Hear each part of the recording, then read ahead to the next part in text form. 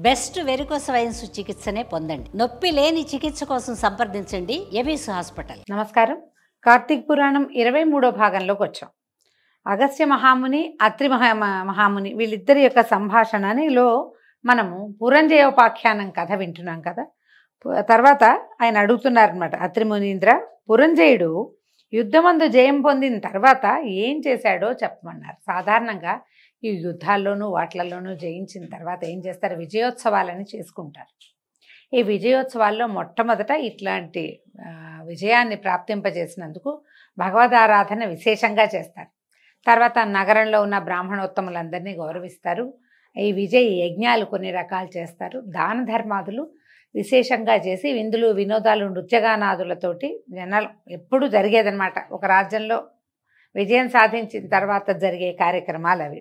ఈయన ఎందుకంటే పురంజయుడు మొట్టమొదట ధర్మ మార్గంలో లేడు, అధర్మ మార్గావలంబిగా ఉన్నాడు.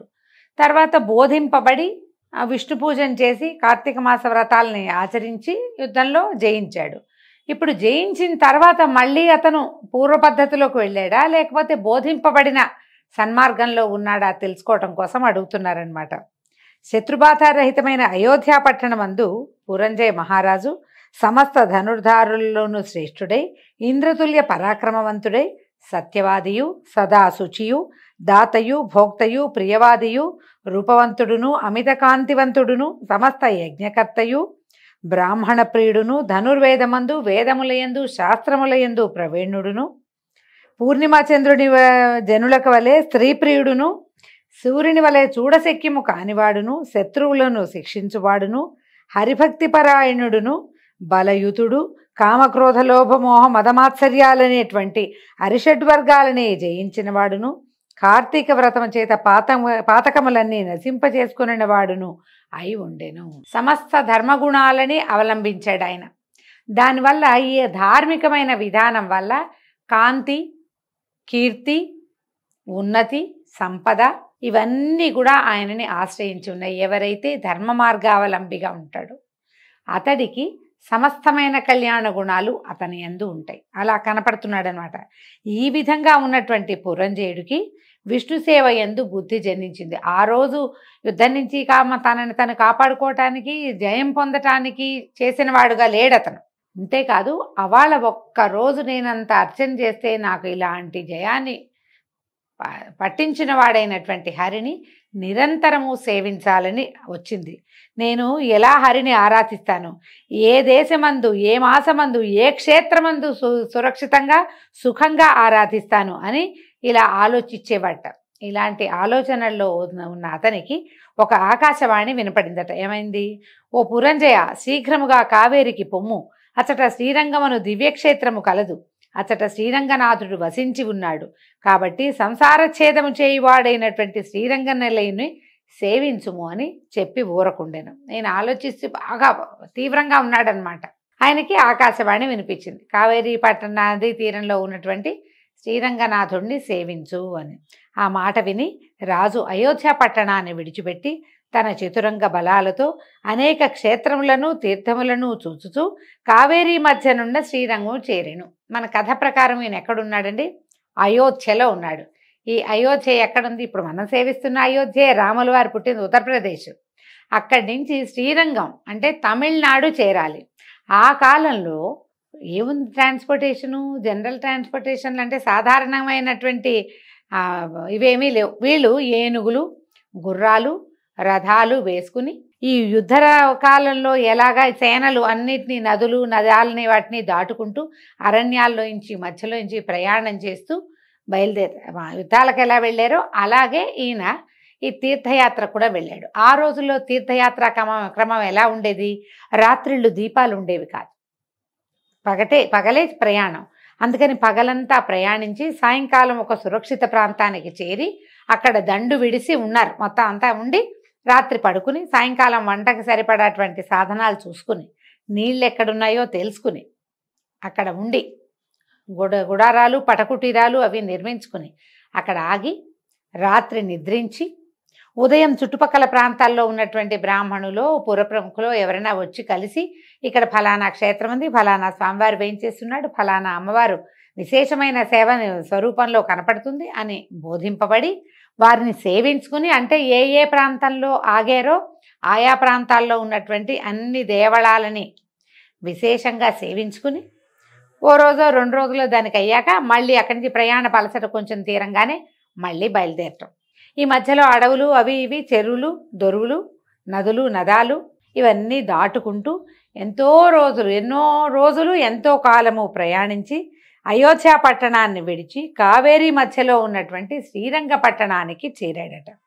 అట్లా చేరి కార్తీక మాసం అంతా అక్కడే ఉన్నాడు. అంటే ఈయన ముందు కార్తీక మాసానికి 4 నెలల ముందే ఇంచుమించుగా ఏ జ్యేష్టంలోనో ఎండాకాలం విడిపడుతుండగా బయలుదేరారు. ఈ రోజులన్నీ కూడా వర్షపు రోజులన్నీ కూడా ప్రయాణంలో ఎంత కష్టపడి ఉంటారో. ఈ కాలంలో మనకి ఇన్ని రకాల సౌకర్యాలు ఉండి కూడా మనం వర్షాకాలం ప్రయాణం అంటే దుర్భరం, దుష్కరం, భరించలేము, కష్టము రెండూను. మరి ఆ కాలంలో వాళ్ళు ఎట్లా చేశారో వ్యయ ప్రయాసలకి ఓర్చి ఎంతో శ్రమ కోర్చి కార్తీక మాసంలో శ్రీరంగానికి చేరాడు. చేరిన తర్వాత మొత్తం కార్తీక మాసం అంతా అక్కడే ఉండి శేషసాయి అయినటువంటి శ్రీరంగనాథుడిని సేవించుతూ పూజించుతూ కార్తీక వ్రతాన్ని చేసుకున్నాడట. ఎందుకు కార్తీక వ్రతంలో? ఈ కార్తీక పురాణంలో మనకు ప్రఖ్యాతంగా చెప్పబడింది ఏమిటి? కార్తీక దామోదర ప్రీత్యర్థం శివారాధనం కరిష్యే అని చెప్పుకోవాలి. కార్తీక దామోదర ప్రీత్యర్థమే విష్ణువారాధనం, సాలగ్రామారాధనం, దీపదానం, బ్రాహ్మణ భోజనంచ సమస్తమైనవి కార్తీక దామోదర ప్రీత్యర్థమే చేయవలసినటువంటి విధి ఉన్న కార్తీకంలో స్వయంగా దామోదరుడే నిద్రాముద్రాభిరాముడుగా వెలసి ఉన్నటువంటి శ్రీరంగంలో ఈ కార్తీక మాసం పూర్తిగా అక్కడ స్వామిని సేవించుకుంటూ కావేరీ నది స్నానం చేస్తూ స్వామివారిని సేవిస్తూ విశేషంగా ఈ పురంజేయుడు గడిపాడట. కృష్ణ కృష్ణ అని గానం చేస్తూ గోవింద వాసుదేవాన్ని నిరంతరము కీర్తిస్తూ విష్ణు పూజా పరాయణుడై స్నానదాన జప హోమములు దేవాభిషేకములు చేయిచు నాగశాయిని విధియుక్తంగా ఆరాధించి మాసమంతయు ఇట్లు వ్రతాన్ని సల్పి మాసాంతమందు ఉద్యాపన చేసి తన పట్టణమునకు బయలుదేరండి. మళ్ళీ కార్తీక మాసంలో చివరికి అయిపోగానే పాడ్యం నాడు మార్గశిర శుద్ధ పాడ్యమి విధి తదియల్లో బయలుదేరాడట. మధ్యనున్న దేశాలు వెళ్ళేటప్పుడు కొన్ని చూశాడు, వచ్చేటప్పుడు కొన్ని చూసుకున్నాడు. మధ్యలో ఉన్న అనేక దేశాలని చూచుచూ సమృద్ధమైన తన దేశమునకు పోయి అందున్నటువంటి అయోధ్య పట్టణాన్ని చూశాడు. అక్కడికి వెళ్ళాడు. వెళ్ళిన తర్వాత ఈ అయోధ్య అన్ని రాష్ట్రములకు అలంకారం వంటిది, సంతోషముతో పుష్టితోనూ కూడినటువంటి జనులు కలిగినది, దృఢముగా ఉన్న ప్రాకారములు తోరణములు కలిగి ఉన్నది, అత్యంత దృఢవంతములైన యంత్రములు గడియలు కలిగినది, అగట్టలు కలిగినది, గుర్రములతో ఏనుగులతో రథములతోనూ నిండి ఉండేది, గృహగోపురముల వెంట వీధులు కలిగింది, అనేక వర్ణములు కలిగిన పతాకములు కలిగినది, వాయువు చేత ప్రజ్వలింపజేయబడుతున్నటువంటి అగ్నులు, వాయువు చేతనే చెలింపజేయబడుతున్నటువంటి పతాకములు కలిగింది, అనేక భట సంయుతము అనేక దేశవాసులతో కూడినది అయి ఉండెను. అచట బ్రాహ్మణులు సర్వశాస్త్రవేత్తలు, క్షత్రియులు శత్రు సైన్య భేదకులు, వైశ్యులు సర్వరత్న దాతలు, శూద్రులు సర్వసంపదలను అనుభవించువారుగా ఉండే. చాతుర్వర్ణాల వాళ్ళు అమోఘంగా ఉన్నారు, సంపదతో కూడి ఉన్నారన్నమాట. అచట స్త్రీలందరూ సుందరులు, హంసల వలను ఏనుగుల వలను నడుచువారు, చెవుల వరకు ఉండేటువంటి విశాలమైన నేత్రాలు కలిగిన వారు, చక్కని అందమైన శరీరాకృతి కలిగిన వాళ్ళు, మంచి వస్త్రములు, సమస్త భూషణ భూషితులుగాను సౌందర్యవంతులైన స్త్రీలతోటి నిండి ఉందట అయోధ్య నగరం. అచటి వేశ్యలు అంటే బహుశా గణికావృత్తిలో ఉండేవాళ్ళు, కొంతమంది రాజనర్తకులు కూడా ఉండేవాళ్ళు, సంగీతమందు నృత్యమందు నిపుణులు, సౌందర్యంతో లావణ్యంతో కూడి ఉండేవారు, నిత్యానంద యుక్తులు, మదోన్మత్తులు, సమస్త స్త్రీగుణభూషితలై చూచుటలోనూ మాట్లాడుటలోనూ కూడా బహునేర్పరులై సభలలోనూ రాజమార్గాల్లోనూ రచ్చలలోనూ ఆటలాడుతూ ఉండేవాళ్ళు. అంటే హాయిగా సంచరించేవాళ్ళు జనం. అతడి కుల స్త్రీలు గుణవంతులై సర్వాభరణ భూషితులై పాతివ్రత్య పరాయణులుగా ఉండేవారు. ఓ అగస్త్యమనుంద్ర, అచ్చటి మనుషులందరూ తమ తమ వర్ణాశ్రమ ధర్మములందు స్థిరముగా ఉన్నారు. పురంజేయుడు ఇట్లా ఉన్నటువంటి తన పట్టణాన్ని చూసి ఎంతో సంతోషించి యథారాజా తథా ప్రజ అను న్యాయాన్ని బట్టి రాజు న్యాయవర్తి అయినందువలన ప్రజలు కూడా న్యాయమందే ఉన్నారని తెలుసుకొని ఎంతో సంతోషించాడట. పౌరులందరూ రాజు వచ్చుట విని వేవేలుగా గుమిగూడారు. రాజు మీద పేలాలు పుష్పములు చల్లారు. ఈ లాజాలు చల్లటం, పేలాలంటే ఇవేనండి, మన పాప్కార్న్ అంటాం కదా, కానీ కార్న్ పాపులు కావవి. లాజలంటే వడ్ల పేలాలు. ఆ పేలాలు పువ్వులు చల్లుతారు. రఘువంశంలో కూడా ఈ ప్రస్తావన కనపడుతుంది. రాముల వారు రాజ్యానికి తిరిగి వచ్చినప్పుడు కూడా ఆయన మీద లాజలు చల్లారు. బ్రాహ్మణ వివాహ క్రతువుల్లో, బహుశా క్షత్రియ వైశ్య వివాహ క్రతువుల్లో కూడా కనిపిస్తాయి. లాజహోమం అని ప్రత్యేకంగా చేస్తారు. వరి పేలాలని హోమంలో సమర్పిస్తారు. అవి పవిత్రమైనవిగా భావిస్తారు. అవన్నీ చల్లారట రాజు మీద. అంటే ఇంత పెద్ద యాత్ర చేసుకుని భగవత్ సాన్నిధ్యంలో నెల రోజులు గడిపి కార్తీక వ్రతాన్ని సాంగంగా, పురాణోక్తంగా, విధియుక్తంగా, శాస్త్రవిహితంగా, వేదోక్తమైన విధానంలో చేసుకుని వచ్చినటువంటి ఆ రాజు యొక్క దర్శనం వల్లే తమకు పుణ్యం లభిస్తుందని పౌరులు భావించారట. భావించి ఆయన మీద లాజలు చల్లి పువ్వులు చల్లి ఆయన్ని ఆహ్వానించారు. రాజు పట్టణంలో ప్రవేశించి తన ఇంటి యందు సుఖముగా నివసించి ఆ తర్వాత విధియుక్తంగా, ధర్మయుక్తంగా, న్యాయంగా పట్టణాన్ని పరిపాలించాడు, తన దేశాన్ని. తర్వాత కుమారులు మనుమలు కలవాడే అనేక భోగముల్ని అనుభవించి చివరకు కుమారులకు రాజ్యభారాన్ని అప్పగించి తను కూడా భార్యతో కలిసి వానప్రస్థానికి వనమునకు పోయి వనమందు కూడా కార్తీక వ్రతాన్ని విడువక చేయిచు హరిభక్తి స్థిరముగా చేసి దానివల్ల వైకుంఠలోకవాసి అయి సుఖంగా ఉన్నాడు. తర్వాత అంత్యంలో ఆయన వానప్రస్థాశ్రమం తర్వాత మరణించిన తర్వాత వైకుంఠాన్ని పొందాడట. అగస్త్య మునీంద్ర కార్తీక వ్రతము సంపూర్ణమైన మహాత్మ్యము కలిగింది. ఈ కార్తీక ధర్మములో ఈ ధర్మములన్నీ హరికి ప్రీతికరము.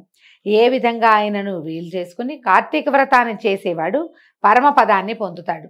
సమస్త సౌఖ్యాలని ఇచ్చున్నది. కలికల్మాష నాశినియు అయినటువంటి కార్తీక వ్రతమును చేయని మనుష్యుడు దుఃఖమును పొందును. హరిభక్తియుతుడై శుచితో ఈ అధ్యాయాన్ని వినేవాడు సమస్త పాతకములను నశింపచేసుకుని పునరావృత్తి రహితమైన మోక్షాన్ని పొందుతాడు అని అత్రి మహాముని అగస్త్య మునీంద్రులకి తెలియచేశారని వశిష్ఠ మహాముని జనక రాజర్షికి చెప్తున్నారు. ఈ విధంగా కార్తీక మహాత్మ్యంలోని 23వ అధ్యాయం పూర్తయిందండి. దీంతో ఈరోజు పారాయణ పూర్తి చేసుకున్నాం. రేపు ఉదయం 24వ రోజు పారాయణలో మళ్ళీ కలుసుకుందాము. నమస్కారం.